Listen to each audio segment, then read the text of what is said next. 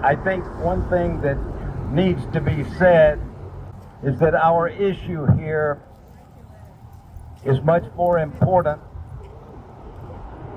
than people realize.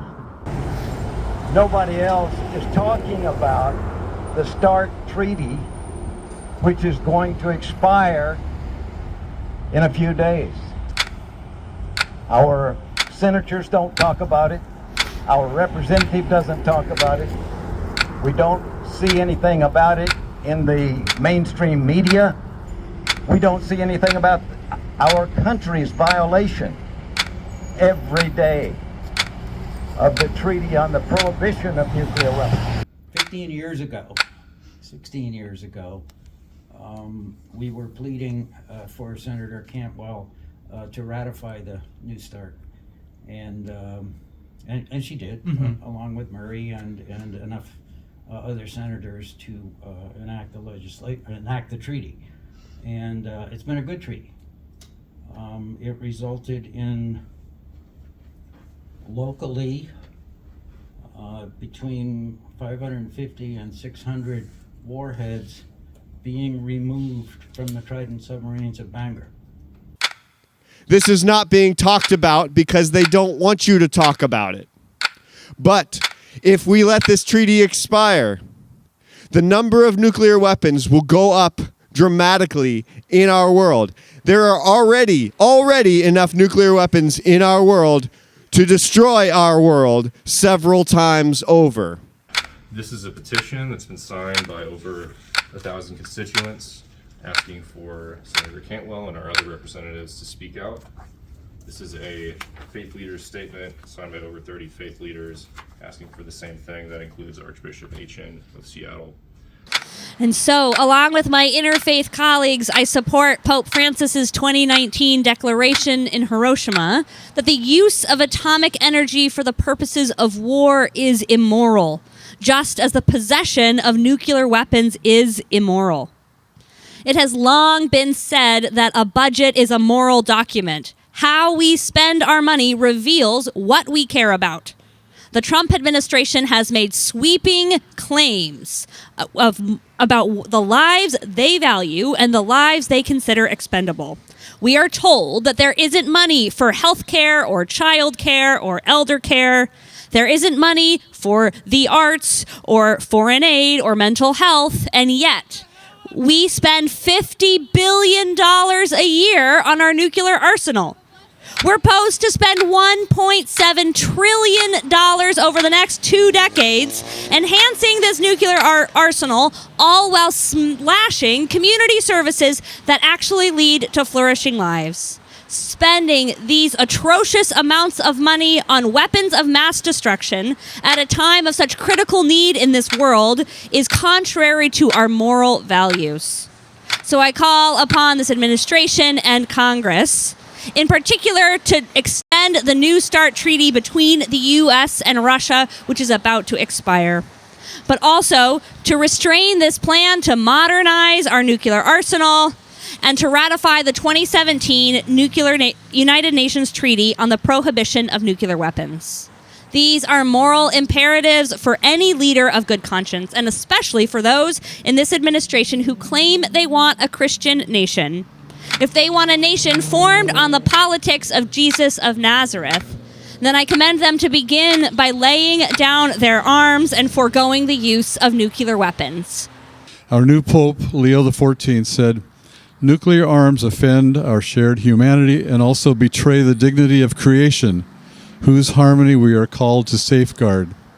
We are told this is about security, but security built on perpetual threat is not security, it is coercion.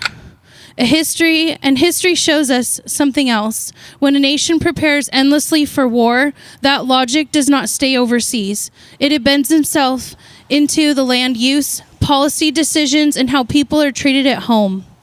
We see this clearly in the production chain of nuclear weapons, which begins not in abstract strategy rooms, but in real places on real land inhabited by real people. Here in Washington State, the Hanford site remains one of the most contaminated nuclear locations in the world. Decades of plutonium production left behind millions of gallons of radioactive waste, leaking storage tanks, contaminated groundwater flowing towards rivers, the Columbia River in particular, and a cleanup effort that has stretched across generations with no true end in sight. Communities downstream, many of them rural, working class, and indigenous, have lived with the elevated risk, cancer risks, and ecological damage while being told this sacrifice was necessary for national defense. Without this, we only inch closer to all-out nuclear war.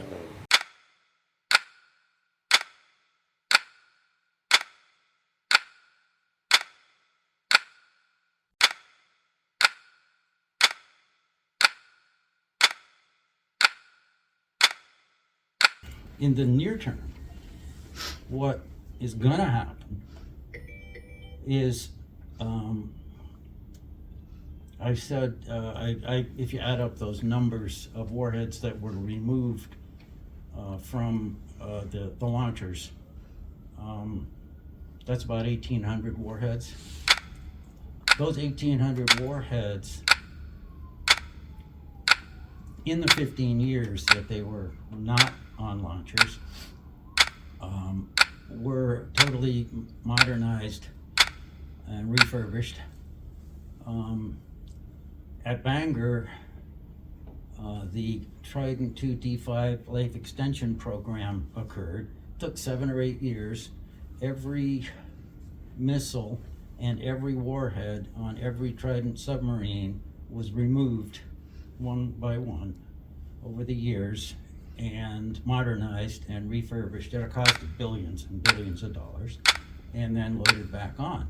So what has resulted in those 15 years is, the military would say, a much more capable force.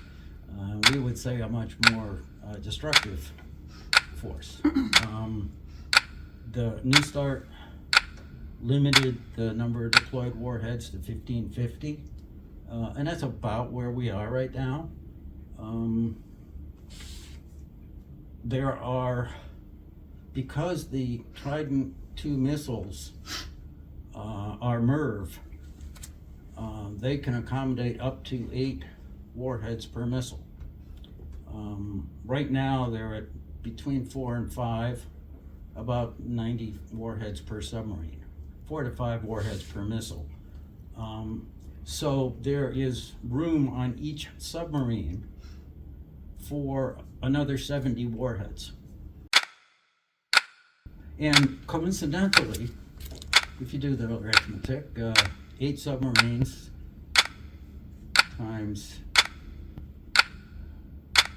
70 warheads is 560 warheads, which is exactly how many are in the bunkers at Bangor and have been waiting to be reloaded on those submarines as soon as the treaty expired. This is a plan, and it's evil, it's wrong, and there was never any intention of extending or negotiating a new treaty.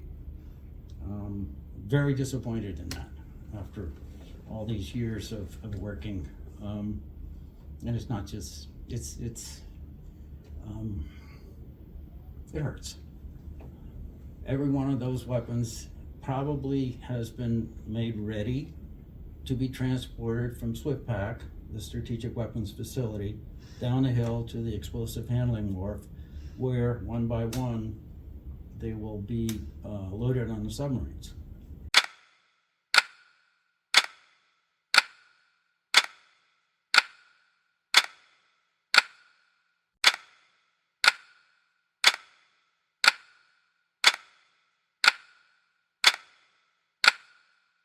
We're only a small group here today. You've heard some marvelous voices of what we need to do. But let me just add to that. We are part of a much larger voice that is pleading for the same goal. And the Newstart Treaty is one of those goals that we want because, in fact, it worked.